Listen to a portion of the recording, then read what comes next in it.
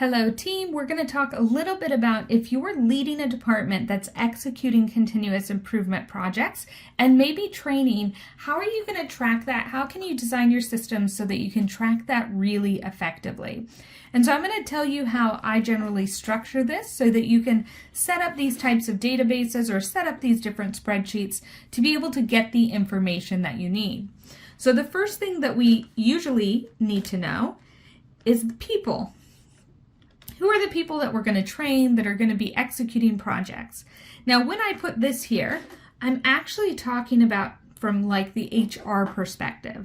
So from HR, they're going to be able to tell you who's still currently an employee. They're going to be able to tell you also maybe what position title people are in, maybe who they report to or what department they're in. That's going to be important as we look at the other two factors that we're going to take a look at. So one spreadsheet or one kind of data import from HR is a great way to make sure that your data is up to date and relevant to the people that you're reporting it out to. The second is going to be a little bit more obvious, or one of the ones that you've probably already started to put together, and this is going to be your training register. So the training register is where you're going to list all the people that have actually taken training in your team.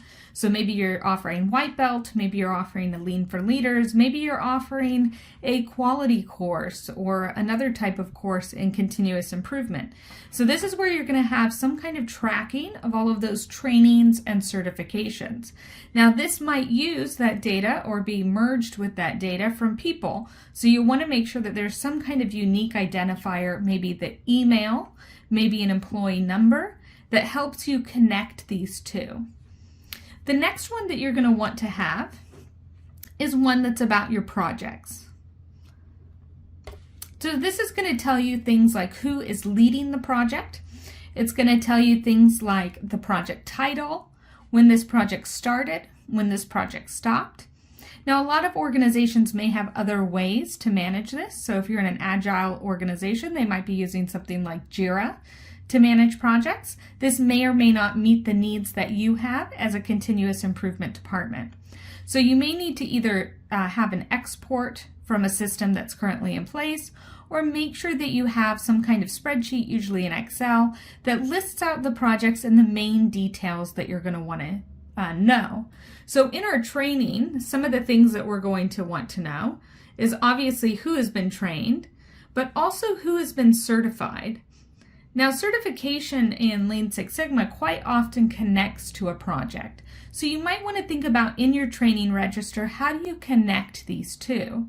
And in your projects, you're going to want to know things like the basic project details, which includes the name or the facilitator of the project, which could or could not be connected with that certification. So in your training register, maybe you connect that to your project number. It's always good here to have a project number that helps you to identify your projects. An easy one might be the year, and then just adding 001, 002 as you add those projects in there. That at least gives you that unique identifier.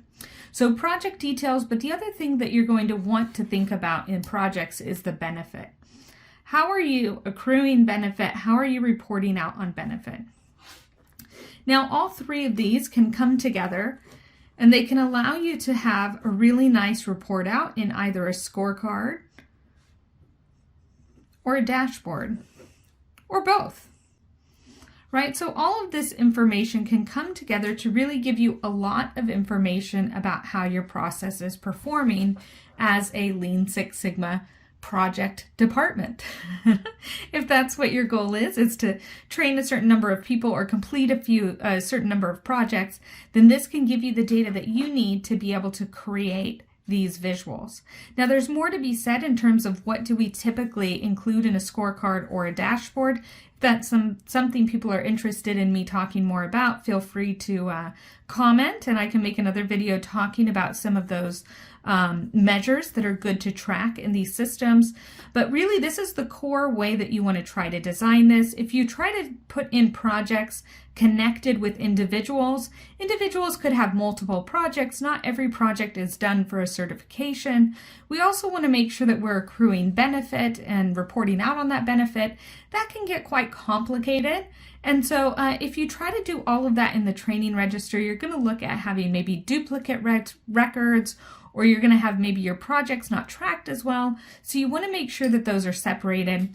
As you start to report out and grow your team, over and over again, people are going to be asking you about some of your training numbers or who's been trained.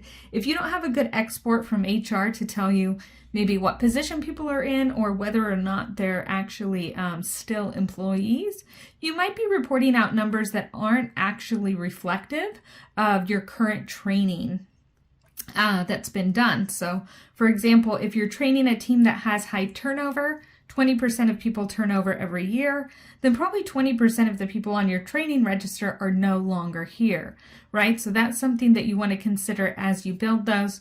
So it's best to kind of build those separately, bring them together in a query or a visualization, maybe using Power BI, to be able to pit those visualizations or targets and measures together and monitor how your team is doing. Good luck. Let me know if you are able to put this together or if you have any questions. Have a great day.